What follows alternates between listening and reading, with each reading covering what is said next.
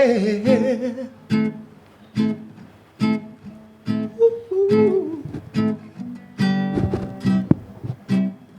How can a man see if he has not the heart to see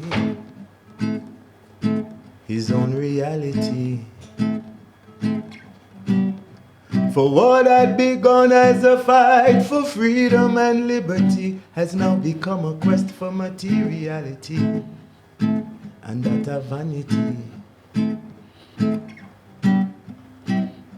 No teachings of the youth, no spirituality, so they grow up with the wrong mentality. So sad to see. It was the duty of the educated few to push through the sincere aspirations of so many. Words of His Majesty, yes. So stand up, Africa, stand upright. Now is the time to shine our light and help your people, yes. Stand up, Africa, stand upright. Now is the time to change our lives.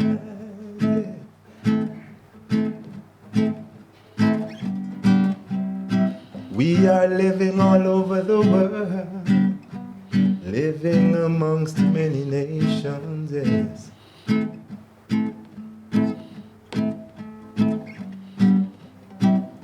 Subjected to racial inequality, treated as people without sovereignty. So sad to see.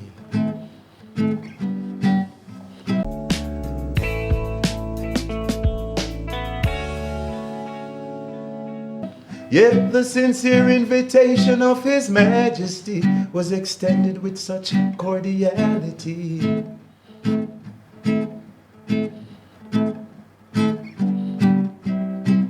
To return to our rightful home, it's our divine destiny, yes. So gotta live together, yes. So stand up, Africa, stand upright. Stand upright.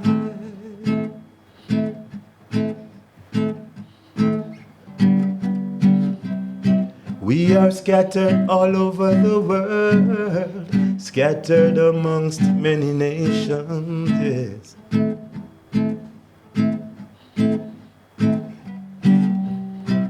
Neglecting our rightful home, leaving Africa to exploitation, yes.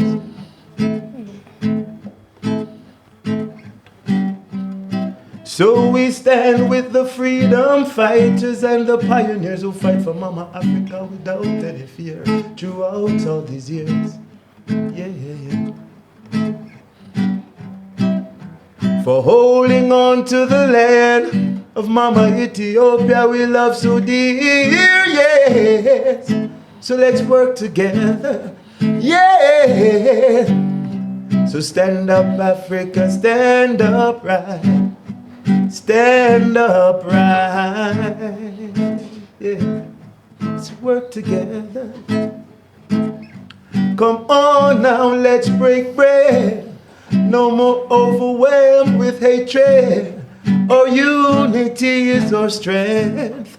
One Africa, let's renew our minds, yes. One Africa, we're children of Africa, let me tell you. Let's renew our minds, yes. One Africa, we're children of Africa, let me tell you. Amazing. Wow.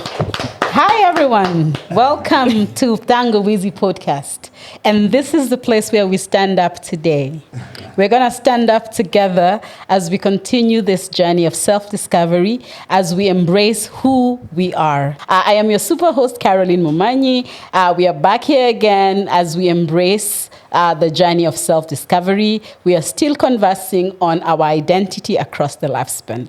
And today it is fire upon fire up here. Yes, yes, yes. Welcome, everyone. My name is Drosela. Welcome to the podcast. I don't know, this podcast is just something else. It's been evolving. It's evolving. We love our guests, especially the energy that they bring. And on that note, I'm just going to hand it over to them to introduce themselves. Can tell us a little bit more about yourself, who you are, what you do, and any other thing. Okay. First of all, I'd like to say greetings to each and everyone. Greetings, Kenya, and greetings to the directors and programmers of Tangawizi. Sister Carol, thank you so much. It's an honor being here. I'd first like to greet you in that sweet and precious name of our Lord and Savior, Jesus the Christ, who is this day revealed unto I and I in that wonderful personality of His Imperial Majesty, the Emperor of Ethiopia, Haile Selassie I. Also through the Orthodox faith and also through the Jamaican Rastafarian Development Community of Shashamane, of which I am the current chairman. Wow. Great. Yeah. Awesome. It's such an honor. Yeah. So I'm like, okay, who are you?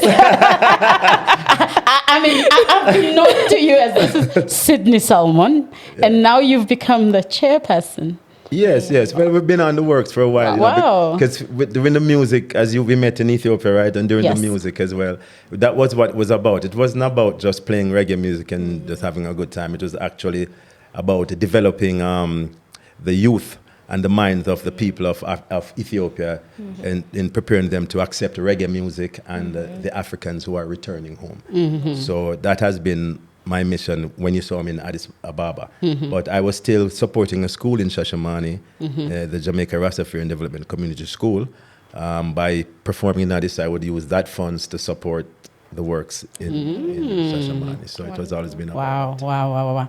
I totally love the piece that you did for us today. What is it titled as? It's entitled Stand Up Right Africa, as the chorus says. Yes. And it was inspired by the story of Thomas Sankara.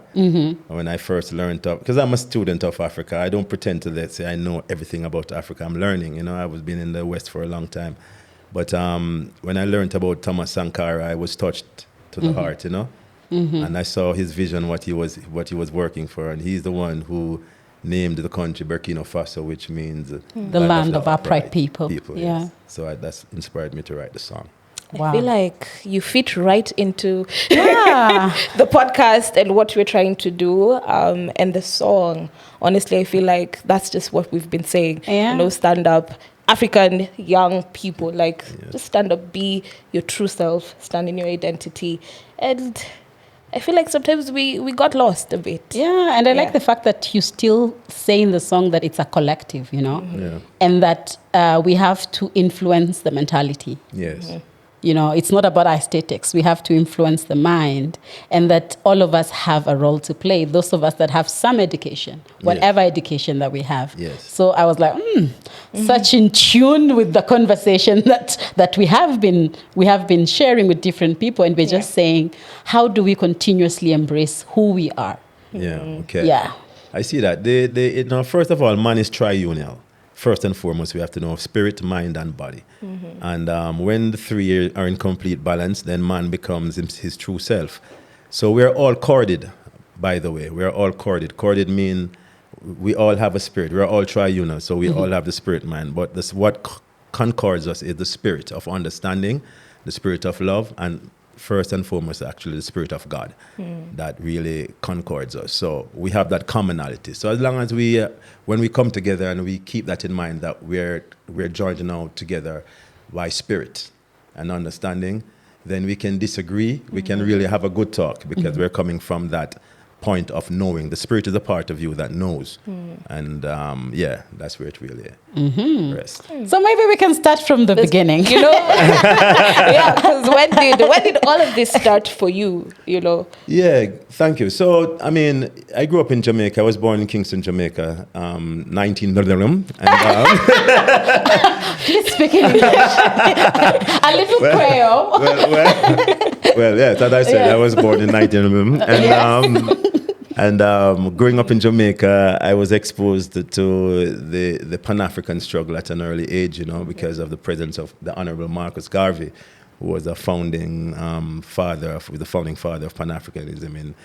I don't like to say ism, a Pan-Africanist. He was one of the first and the most fiery Pan-Africanists coming out of the Caribbean, mainly Jamaica.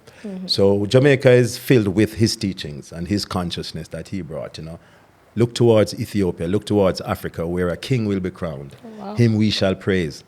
Because Europeans see their God through European spectacles. Yeah. Africans must see their God through African spectacles. And that was an awakening for the Jamaican, especially the Jamaicans who are of the African descent. Yeah. So now looking into Africa, we're looking for that king. And so looking, we saw one king out of Ethiopia with the title King of Kings, Lion of the Tribe of Judah, which is actually written in the Bible. That Christ is the Lion of the Tribe of Judah. So who is this man with this title? So that sparked an interest, and it sort of reconnected the African diaspora back to Africa, because now we're seeing that, hey, this king is actually coming from the lineage of David. Is the lineage of David in Africa? We didn't know that. We didn't remember that. But that was beaten out of us during slavery. That was taken out of us during the slave trade and the war they treated us on the plantation. Maybe you should paint a picture a bit for us and those that watch and listen to us. How is Jamaica? Is it like a mixed kind of community? Yes. Because for some people, depending on what they affiliate with, they think Jamaica is Bob Marley. Yeah. Everybody looks like Bob Marley. Or everybody looks like, I don't know who else that they like nowadays. So could you paint us the Jamaican community in Jamaica? How does it look like? Good question, by the way, and good point. The Jamaican society is a kaleidoscope of different nations. Okay. I mean, we were colonized by the British and the Spanish. What? Yes, and the Portuguese passed through for a minute too, and then afterward, indentured workers like the Chinese, the Indians came in, because the opportunities were created for them by the Europeans to come in and, of course, exploit the situation. Now, I mean, they did contribute to the development of Jamaica, but Jamaica was a colonial state of England. Okay. So even though we were developing as a country, we were still colonial in thinking and in mindset. So the religious rhetoric, the old colonial religious rhetoric, that if you don't go to church, and then if you don't believe in Jesus, and if you don't, then you're not a good person and you're going to die and go to hell. That thing. I hated it, by the way, because it felt heavy. You felt like that's life. But now the Afro-Jamaicans, the one who are closer to the African connection that Marcus Garvey had left, they fight to keep the African aspect alive. Okay. And people like Louise Bennett. You remind me of Louise Bennett. She was born in September, by the way. She's our true, we call her the true Miss Jamaica. She taught us to embrace our African identity and to keep our Jamaican patois, because the Jamaican patois is broken English. The slaves broke the English so they could communicate. So Massa, slave master, he couldn't understand what they were saying. So that's how patois came about. So Miss Lou encouraged us. Me as a little child, I went in her program. She had a program, and she would teach the youth about Africa and teach them about West Africa, their Nancy stories and the different, mainly West African stories. And she always wore her dashiki. She was African to us. So she is one who instilled in a generation that pride. So you have the reggae artists even coming up now singing more about Africa and the things because of Miss Louise Bennett. Okay, so in the Jamaican society, you have the Chinese, the Indian, the Syrian, everybody down there. So when the state was coming together, they came together with a motto. The motto was, out of many, one people. Wow. Beautiful. That was our motto, out of many, one people. So we, as a nation in Jamaica, we work together, we struggle together, having our issues as well. We feel like that white man is not taking, is trying to bully us, and we're going through this, and the Chinese feel like they're being oppressed as well, because, and it all comes out in Parliament. They have Parliament, and there's this big debate, just like how the British do it. And Jamaica has become like that, and now it's still sort of like that, because we got our independence in 1962, but what you call independence. Yeah. It's like the colonial still the had ceremonial independence. Yes. Crazy.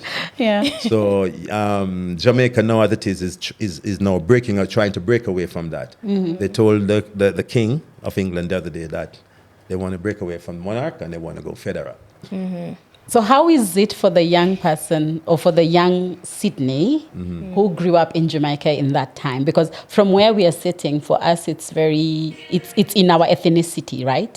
So I'm Kisi, you're Luo, and then there's the Indians, and then there's white people that come from different. But then for you, there was this political system, yeah. And how was it? It was horrible. Because, you know, it divided the country, and it divided families. It divided a lot of people, you know. There was one main political party, two main political parties, the JLP and the PNP. The PNP was socialist, which is closer to the African struggle. And the JLP was about capitalism and labor and capitalism, which is more to what you have some of your own people, they want that life. Some people want the cornflakes and the nice life. While some people don't mind living with what they have, what they know. So you had this, so politics exploited that and divided the country. So we had a lot of violence in Jamaica. And of course, my mother left me to go to the States to have a better life, to come back for me and my sister. But we lived with her aunt, but she lived in the lower side of the society, where they call the ghetto then. So we grew up in the ghetto. So while growing up in the ghetto now, you see a lot of things. You see your brothers and sisters fight each other, kill each other over stupidness, over simple things. You know, people pull a gun. If you put us if you lock us in a box like that, we'll turn on each other, you know. Correct. Any human being. So that's what they did. They divided us and then put us under pressure. So now we were killing each other. And me going to high school at that time, growing up, even from primary school, it was kind of rough on me because I missed my mother at that time. And with all of that what was going on, I felt like, why my mother leave me into this? Because now my aunt, she's just trying to survive, you know. So anywhere she moves us, we have to go. But I remember in this 1980 election, that was the worst election Jamaica has ever seen. There was a man in the back of my yard dead for 1 week. And nobody could know, because the bullets were flying around. Whoa, my goodness. You know, I mean, on a daily basis. So, you know, we had to put up with that too. So, you know, and many other things I could talk about, you know, that's not too pleasant, that we had to endure. But that's what happens with this part. The IMF put pressure on one government. It's a whole confusion thing, you know. And being from a child, I was always a spiritual youth. I always loved the Bible. I always loved the teachings of the Bible and Christ. So it was kind of tough for me. But eventually, when I finished high school, and my mother came back, and then she took us to the States. So, but it was good because Jamaica, that time I was doing well. I did my common entrance. I got like eight. High school, I got 7 O-levels. I was the deputy head boy for my high school. You a head boy? Yeah, the deputy head boy. I mean, I was that kind.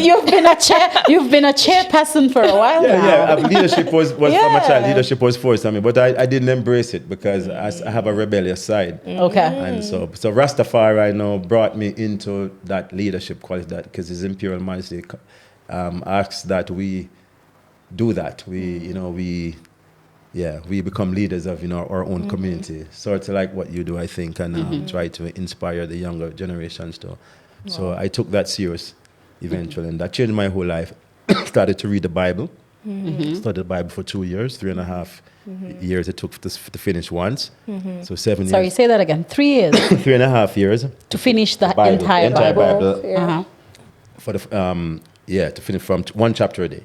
Read one chapter a day, you'll finish in 3.5 years. Wow. Yeah. So that teaching was given to me through the 12 tribes of Israel and the Prophet Gad, the organizer of that organization. And he was a student of Marcus Garvey, but he was a little bit different.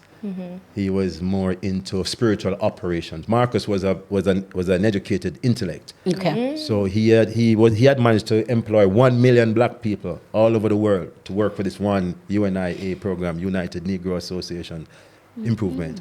And so he was powerful. So Prophet Gad, our teacher who taught us about one chapter a day we should read, he told us that Marcus was his prophet. So he believes in the philosophies and the opinions of Marcus Garvey. So he suggested we study that. So we did read about the fellow. And Marcus Garvey gives the black people. If I would recommend all black people and Africans around the world read and study the philosophies of Marcus Garvey. Him teach us how business must run for the black community. How governments should operate with us. He's the father of Pan-Africa. Most people don't, even in the AU today, there's not a statue of Marcus Garvey. There's not some, it should be in the classroom teaching. This is what the youths need, the teachings of Marcus Garvey. You know, up ye mighty race. You know, you can conquer whatever you want. You can get whatever you want. You know, Marcus Garvey was, at one time, he was the most feared man in the Western Hemisphere because anywhere he went and he spoke, he rose that pride within black people to see yourself as more than just whatever. So our teacher now, Prophet God now, he has the same operation, but Marcus Garvey's ship, we say he got shipwrecked by the federal state. They didn't want to see him fulfill that for the Africans. So our teacher, Prophet God, no, he's not going down that road again because he sees what's in human nature. So his organization is about 12 tribes of Israel, 12 sons of Jacob and their 12 blessings, 12 disciples of Jesus Christ, and there's 12 months of the year. So based on the month that you're born in, you're one of the child of Jacob, and there's a peculiar tendency about you. It's written in the Bible. Interesting. That is so at what point did you embrace this, this belief or this way of living? When I migrated to America. Okay. Because after you asked me, I grew up in Jamaica and I went through that depressing period, and my mother came from me and I was in America now. So my first job in America now is on Wall Street. I went out looking for a job. I was 3 months in America not working, and I decided, somebody told me, go walk down in Wall Street, you might run into something. I went into Wall Street, I found a job in the bank. So I started out as a investigator, meaning that investigated forged the checks and stuff like that. And I was learning, because I didn't do that in high school, so I learned on the job.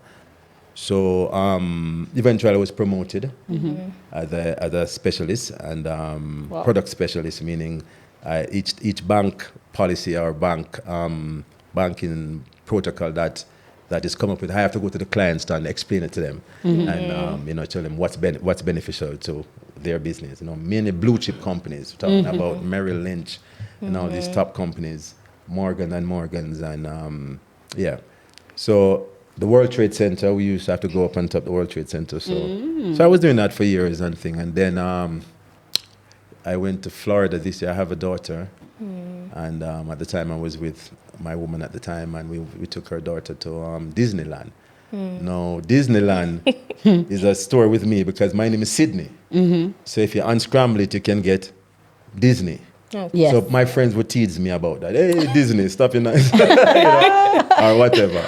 So I found myself in Disneyland with my daughter, and they came to her, put a Minnie Mouse thing on her ears and said, when Minnie Mouse sees you, they're going to come to you and you're going to get gifts. So she's looking forward towards that the whole time. And the days passing, we're walking around, and no Minnie Mouse. So she's disappointed. So she fell asleep. The thing fell off her head. It fell in the bag of her head on my back. When we're leaving, Minnie Mouse appeared. So she woke up. So the first thing she did was feel for the thing. It wasn't there. So I saw the disappointment in her eyes, and it touched me.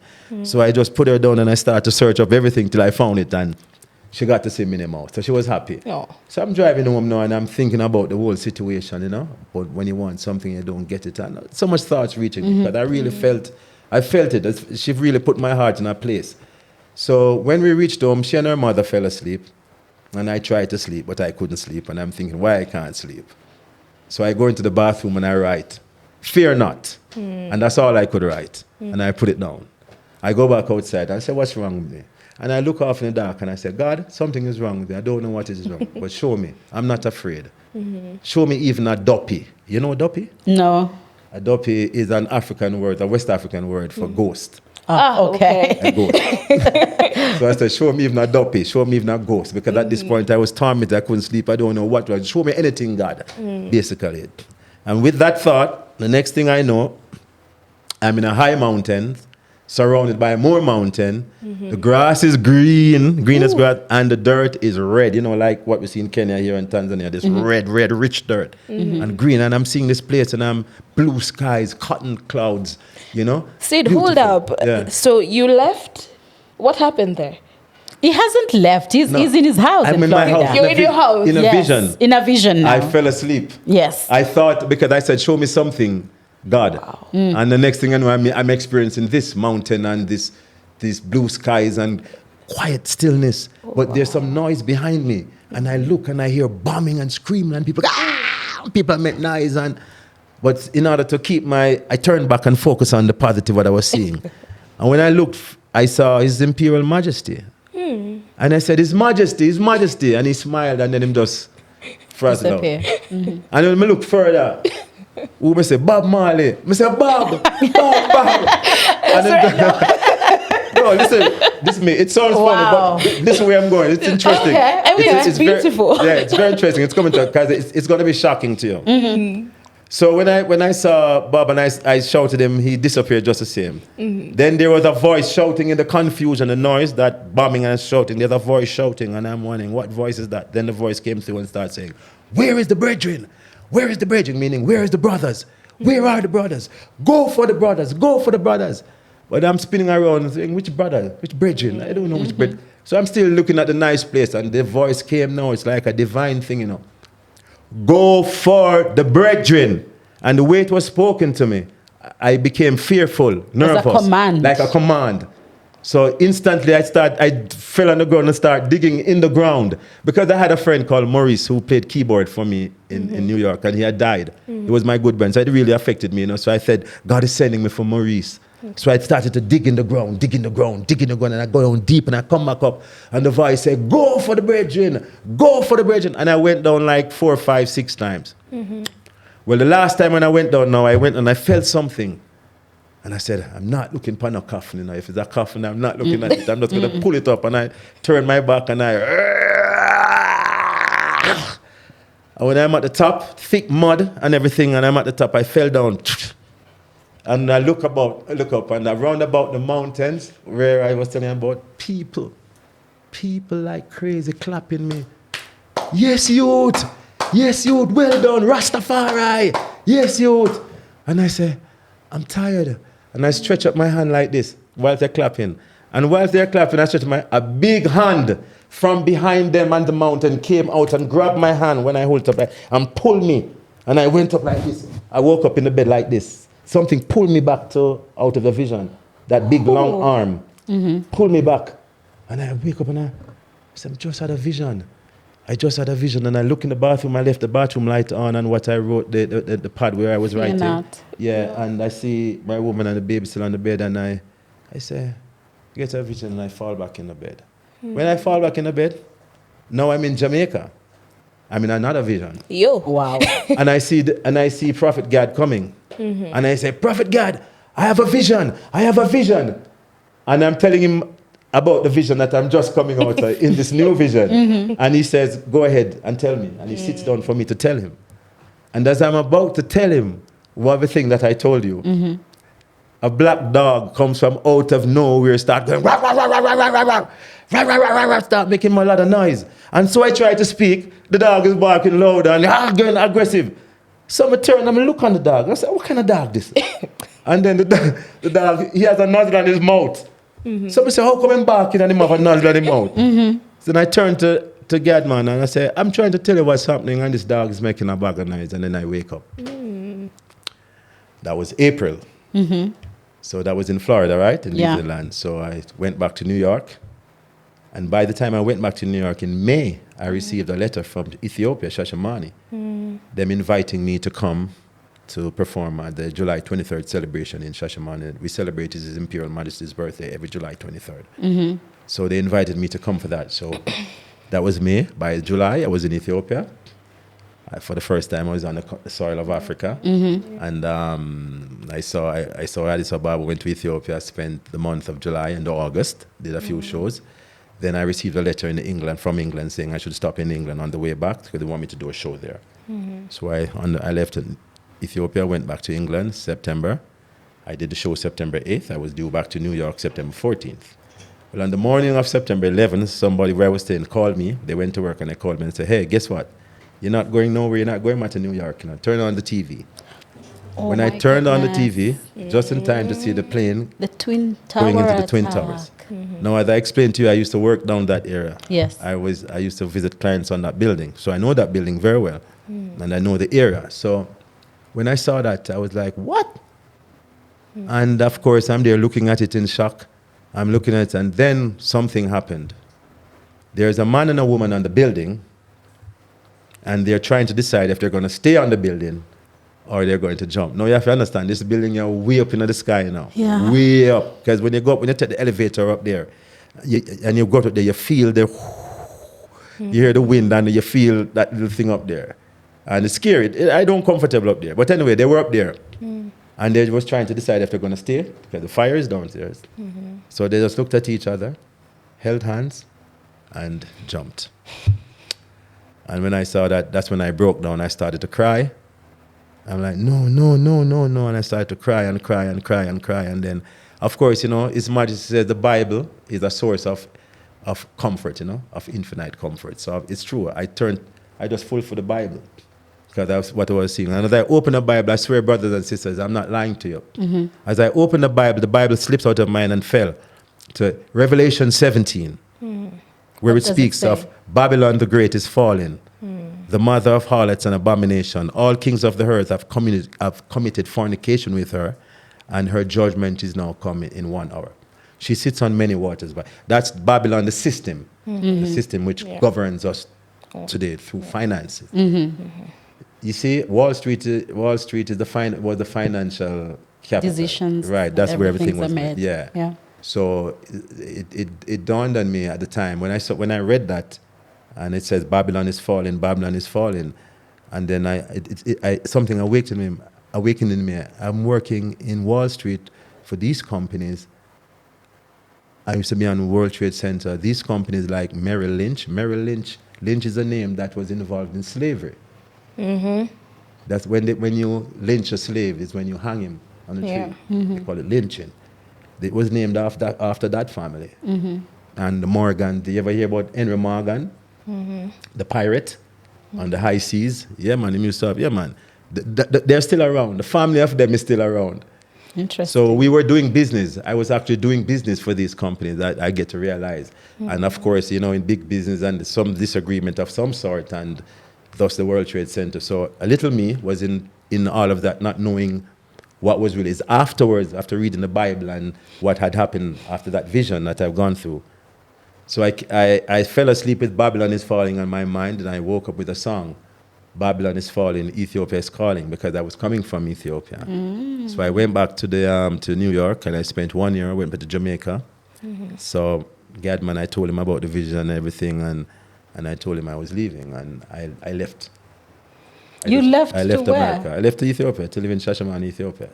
What? Yeah, I turned my back on everything and just come home, because I couldn't see what I see. What I just told you, what I've been through. I couldn't see all of that and then be naive. Or ignore that. Mm-hmm. Yeah, because it was a real thing. So that song, Babylon is Falling in Ethiopia, became famous in Ethiopia. Very famous. I remember listening to it myself. Yeah, so that I became known in Ethiopia for that song. So I saw it as like God was replanting me, pulling me up from there to put me in a new place, because that place is not the place for me as a Rastafarian.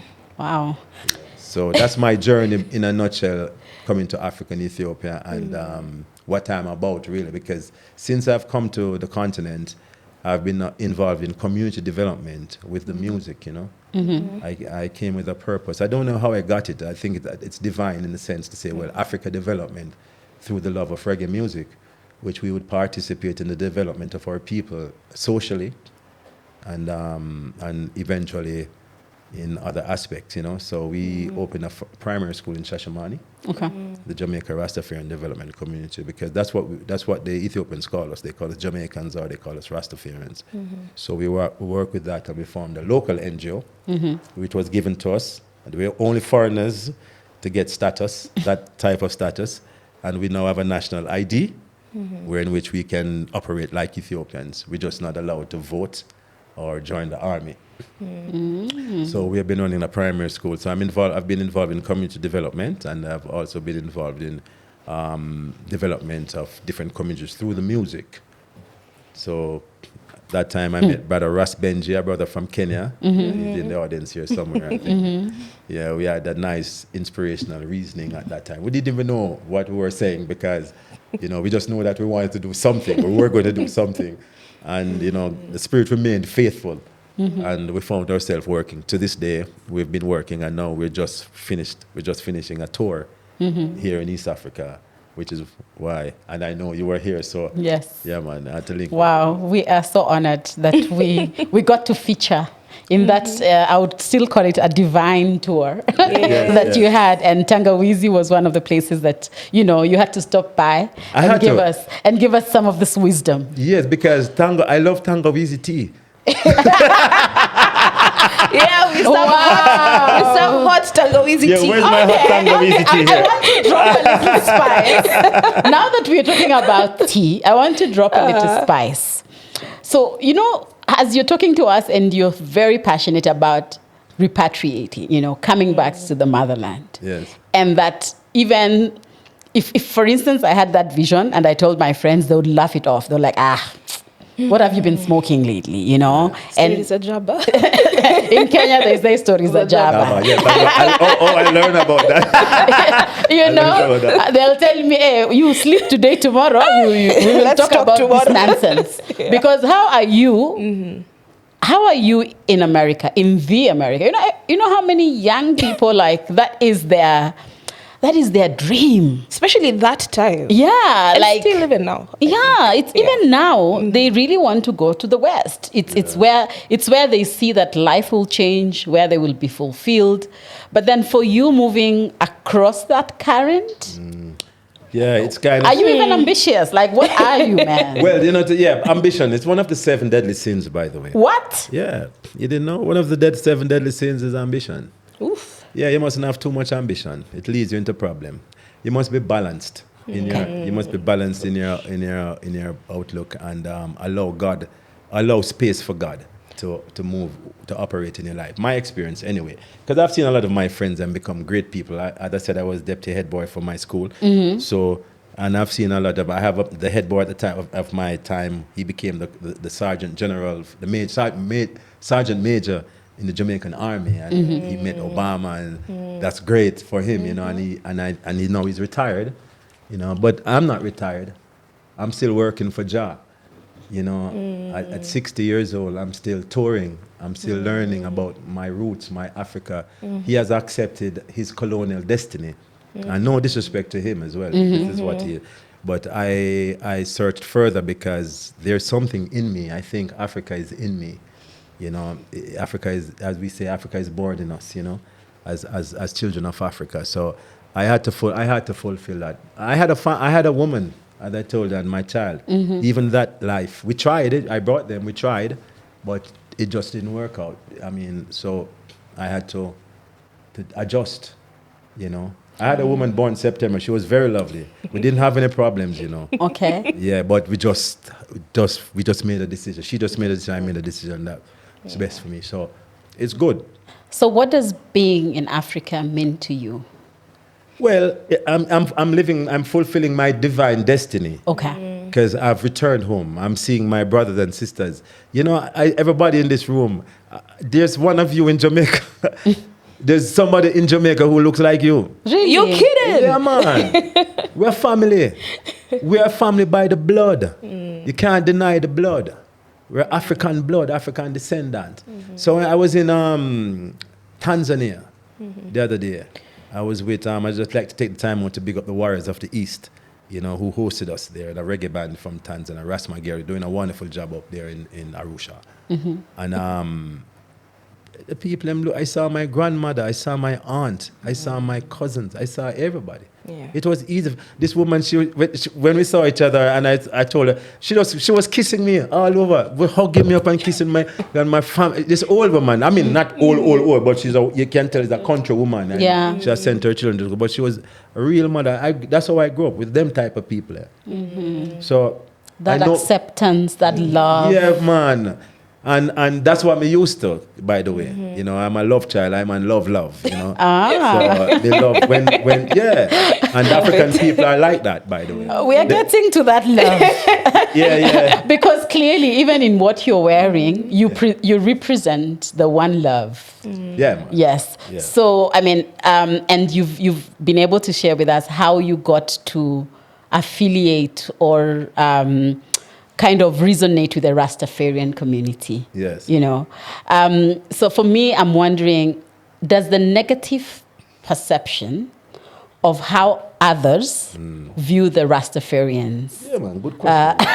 Good question. impact on the noble work that you're saying that you're doing for the young people of this continent? You know, no matter how good you do, people will always talk bad about you. No matter how good you are as a person, how much good you have done, even some of the people who you have helped will speak bad about you. That's true. You know, so life is not about doing things that are worrying about for people. You know, you do things from your heart for God. You know, because you know it is right. You know, I remember back in the past when I'd met you, when the Ebola case was going on. Yeah. And you were so passionate about trying to help your people. And I think I was kind of giving you a hard time with that. I apologize because Actually, it's my most proudest moment as an African, contributing to the Ebola response. Yes. You can put a plaque on my grave for serving my continent. Yeah, man, during you that were passionate time. about it, man. And it was, you know, after I didn't see her for a while, I recalled the tape and I was like, wow, I didn't really give it that moral support of, go ahead. And because you know what, I fear that maybe you would go there and be infected too, you know, because it was being so bad. So I was just trying to say, please don't, you know.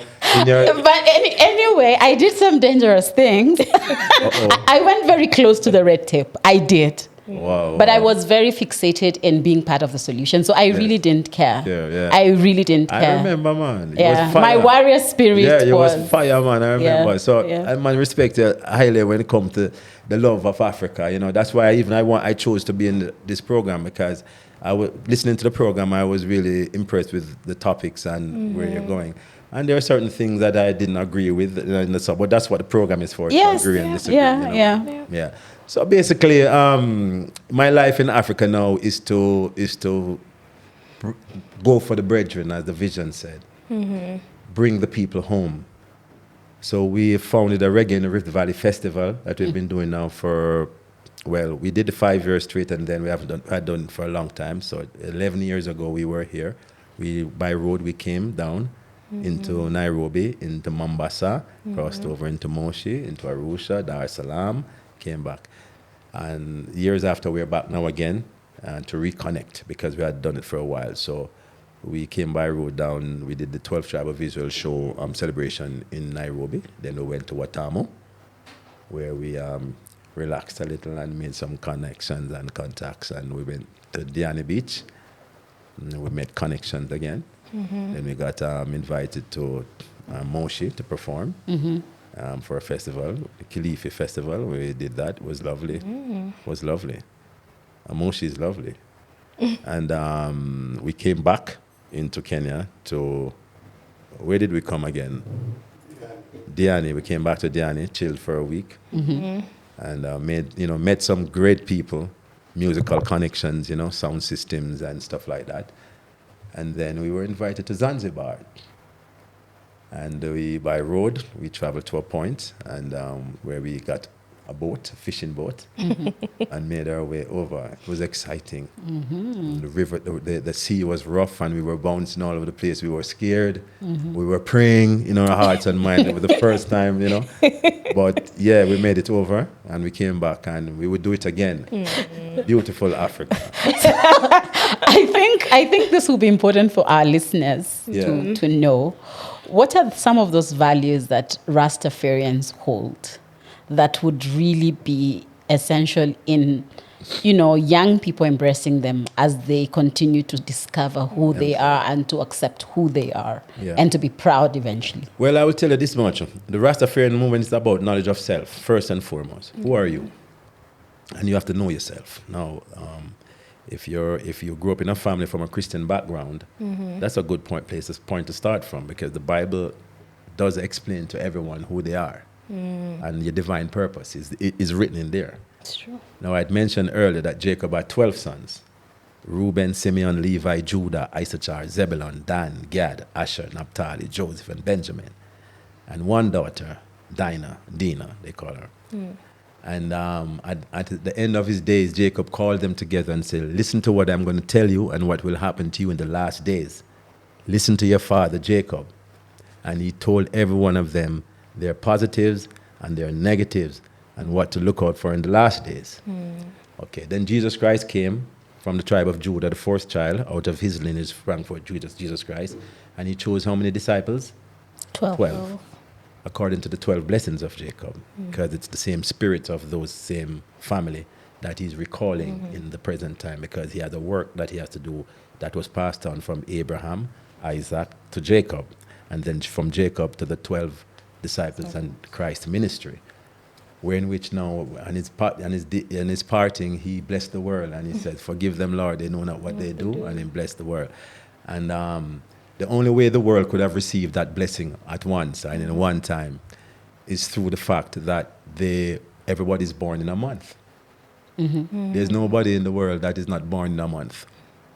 Yeah. So we're all born from different months, and there are only 12 months. So there are 12 sons of Jacob, 12 disciples, and there are 12 months of the year. So based on the month that you're born in, one of those blessings of Jacob to his son belongs to you. And it identifies who you are and your peculiar tendency that will identify you. So the knowledge of self first starts from your knowledge of God, your relationship with God, your integrity with God. Now, none of us here is perfect, and we all love God, but no one is perfect. But that's for the same reason why Christ came and died, for us who would have loved him but still not being able to live perfect. Because, so you serve God from the heart. The sin part, he takes care of. He died for that. But now the spirit of understanding, the spirit of love, governance, truth, these are the things we move forward with. And that's what the teachings of Christ is about. So once you get to know yourself and your divine purpose. So my instruction to the youth of today of Africa is for them to get a closer relationship with their father, their spiritual father. And if you're Islam, you study your Quran and get the spiritual essence. If you're a Christian, you study your Bible and get the spiritual essence. From there, the spirit of truth, love, and will guide you into your direction. But there is a plan to destroy the youth of Africa, or to distract the youth of Africa from not focusing on their Africanness. It is to lead them away from that. His Imperial Majesty says Africa is in its state right now because of foreign religion. We allow foreign religion to take us away. Because Christianity did not begin in Europe, as what most people think. It did not. Go deeper. Christianity. No, I even have offering. It's getting serious. No. I am from that school of thought that it came from the West, but today it's being dismantled. It didn't. No. Go deeper. The Ethiopian history and religion surpasses the Western history of Christianity. Ooh. Them get Christianity way after Africa, man. Africa is mainly Islam, black man country. But within the black man country, God put his house. When the Bible speaks about in the garden, in Eden, which is Africa, east of Eden, he put a garden. And he put the man and the woman there to live. We thought it was in Europe. Yo. Okay. I didn't get that. Those were not my thoughts. Even mine. But I get what you're saying. Okay. I'm following. Yeah, Okay. it's in Africa. And so at the basis of Christianity, it speaks about the divine creation and the story of Adam and Eve. Okay. Yeah. Right. So Adam and Eve is from Africa, a specific point in Africa. Okay. So where did Christ? So who brought who? So Africa is not Christian. Who is more Christian than Africans? Islam came after Orthodox Christianity in Africa, yet still took over the whole of Africa, because it's something about Orthodox Christianity far surpass. Through the Ethiopian spectacles, you will see it. Because even the galaxies, the stars, and the story, it started with the Ethiopian. They're the first one to name the first galaxies. I didn't know that until the other day. Wow. Yeah, and NASA recognizes this. Wow. But nobody publishes it. So Africa is the continent of answers, innovation, religion, originality. It's true. And why are we suffering? Why are we suffering to accept who we are and just, Good question. Why are we? Why are we? Then where is the problem? Because we are divided. This is why we are divided. There's a little bit of Europe. I don't know about you, but a lot of Africans have a little bit of different nations in them. True. I think I also do, because they have paid some of my salaries. Well, I will tell you this much. We all have that connection. We all have that. With the colonial past and that link. Yeah. So that's what's causing. Because if we put our full trust in the God of Africa, let me speak about the God of Africa. I was in Tanzania the other day, and I get to find out that Kilimanjaro is not really Kilimanjaro. Kilimanjaro is Kilimanjaro, the original name that the people from the region called it, and it meant the mountain the mountain of God, the mountain that with the spirit of God. So the British couldn't pronounce it, so they changed the name Conveniently. right, and take out. So the God part of it come out of it now. So Kilimanjaro is fully commercialized now and fully being promoted. Now, I didn't know that. I just learned that the other day. So it only goes to show, that we have a side of us that is attached to the colonial powers and to the European powers, and we tend to go with it and allow that part to dominate our thoughts, because food, clothes, and shelter is what every human being wants. Yeah. So if you don't have those things, if you're not feeding me or you're not taking care of me, you can tell me not to be with a white woman. I can be anything. Yeah, Right. it's true. Yeah, exactly. I can go be with a white woman and live my life happily and forget about the struggle and forget about, but why would I do that? Because I have a divine responsibility to myself and my people. Yeah. So even though I'm not racist, but I would prefer to build my own race and build and develop my own people. Yeah. But now within someone who has these conflicts now within themselves, because they see what they like, what they want outside of Africa. I'm sorry. I think one of the things I really appreciate just from you sharing is, number one, you can't argue with people's experiences. Yeah, you can't say someone did not experience something. Right. Yeah. We are all located in different spaces in the world. Yes. Different personalities, just as you've said. If you're born in January, there's a way you view the world. Yeah. Certain specifications to you. And there's this idea of generalizing experiences and wanting everyone to have to experience it in that particular way. Yeah. And yet you are seed, and God will find a way to speak to you, seed, in a way that you will understand and follow that unction. Yeah. And I feel like sometimes as young people, we get lost in wanting to experience this divine, this self-knowledge in a similar way.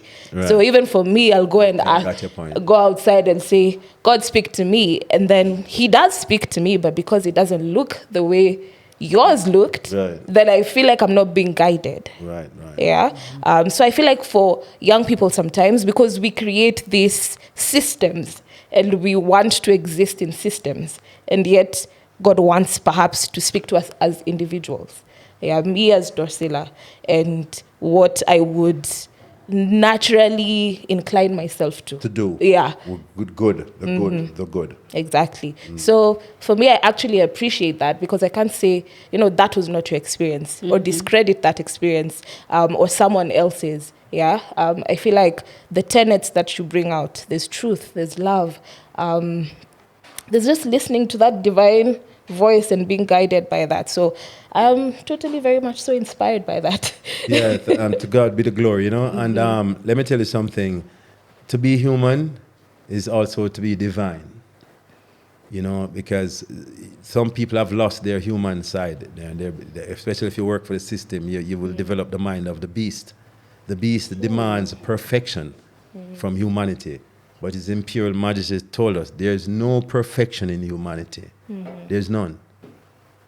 So we have to be balanced. Just as you were speaking earlier about time. You know, people make no, time is important, don't get me wrong.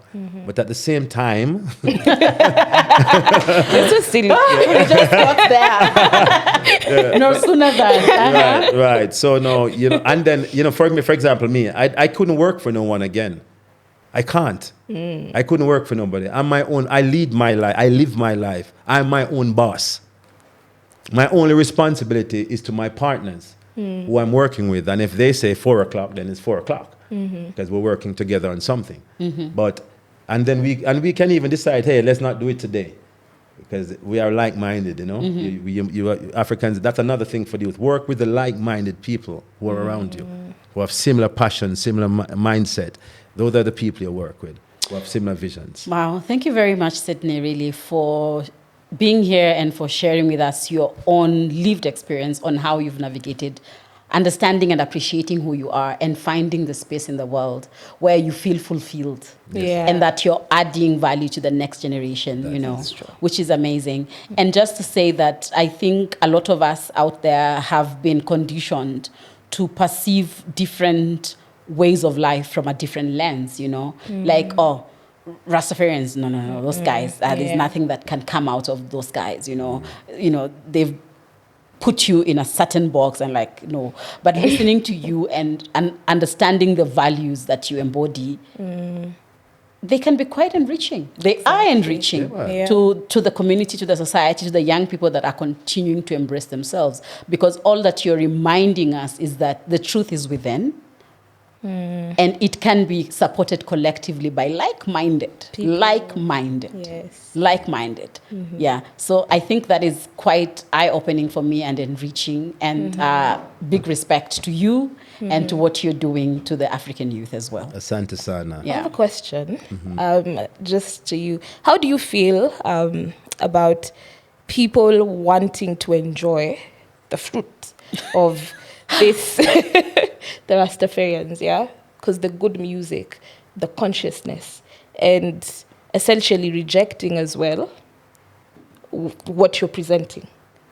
Well, you know, It's very selective, eh? Yeah, super selective. well, no, actually, I hang out at some weird places. People have said, "What a Rasta man, what you doing in that place?" Or why are you doing that something? Or why are you talking to that person? No, I want to be where my voice will be heard.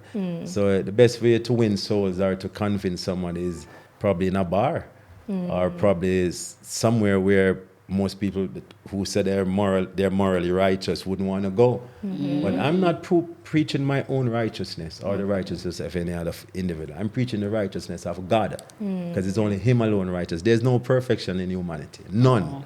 Yeah. So people will pretend and act and or lie to fit in. You know, they live a lie. But I don't have to live a lie. I am who I am. I have my shortcomings. I have my faults. People who know me know that. But hey, love me or leave me. You know. And yet we still do work together. We work together and get the job done. So sometimes we allow some petty things. Let me give it one last word by His Imperial Majesty at the United Nations in 1966. He said, Bob Marley made a speech about until the philosophy of a man's skin is of no more significance than the color of his eye. He sang that. That was His Majesty's words. But he didn't finish the speech, because the other speech, it speaks of the ultimate challenge, the continuation of the speech, because it was broken down in certain segments. And he says, the problems which confronts man today are equally unprecedented. They have no counterparts in human experience. But men will search the pages search the page of history for solutions and precedents, but there are none. This then becomes the ultimate challenge. Where are we to look for our survival? For the answers to the questions that has never been posed.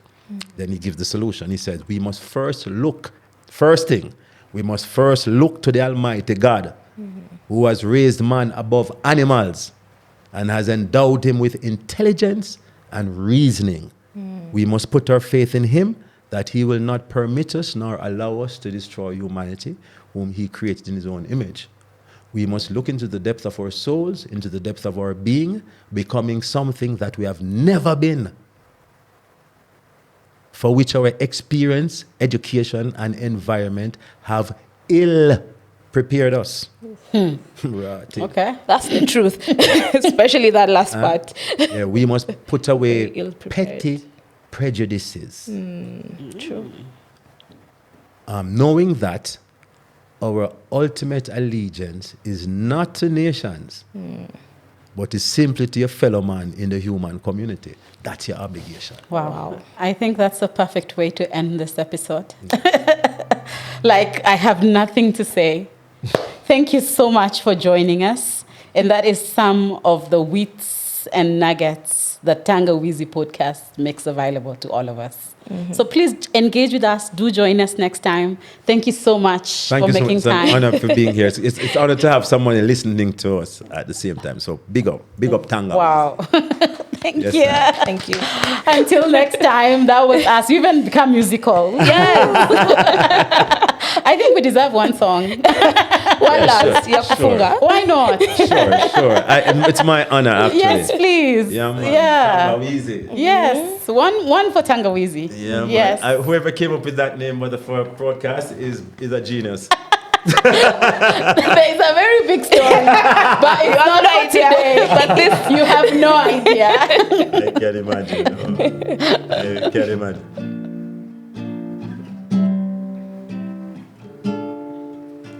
Oh, Mama Africa. Oh, Mama Africa, yes.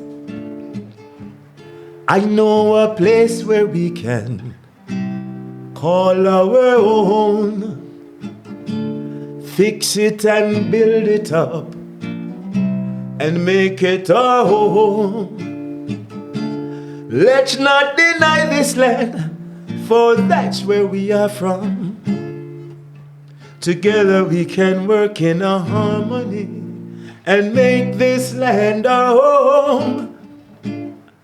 I'm never gonna give it up. I'm never gonna, no. Never gonna settle down till Africa is my home. I'm never gonna say goodbye. I'm never gonna, no. Never will I deny that Africa is my home. I've never said never. I've had these feelings forever. Yes, throughout my struggles, I know that Africa is my home. We came from this land originally, taken from it in slavery, robbed of my name and identity. No more will this lion roar, 'cause I'm never gonna give it up.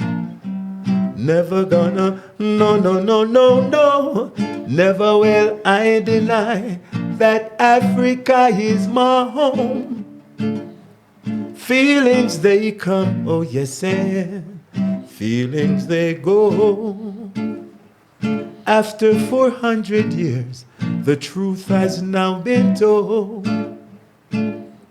I'll never deny this land, 'cause this land is where I belong.